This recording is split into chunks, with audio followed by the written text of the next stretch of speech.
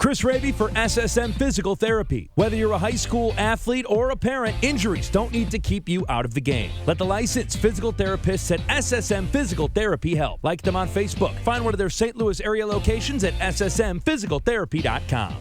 Chris Hrabe here for another edition of the KMOX High School Spotlight. This week, we head to Vianney to talk with sophomore, soon-to-be junior, right-hander Luke Mann. A pretty incredible last couple of months for Mann, which couldn't have come at a better time. But as he heads to play summer ball and reflects on another year at Vianney, he says that his individual success took a lot more than just him.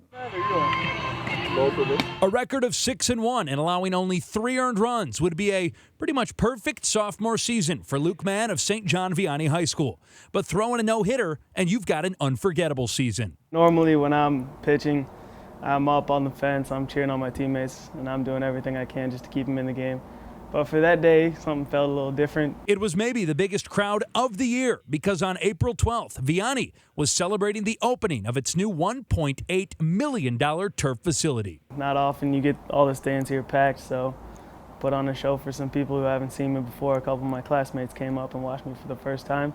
So I figured, why not just put everything I got into this game? Not to mention the scouts in the stands, taking a look at not only Luke, but Stanford-bound DeSmet starting pitcher Eric Miller. There's always something on the mound where, like, if you make a bad pitch, it's in the back of your head saying, oh no, they saw that. But then you got to come back and be like, okay, one bad pitch, make 7, 8, 9, 10 good ones, and just try to be the best you can be. And fast forward to last week. Mann is playing this summer for the St. Louis Naturals club team.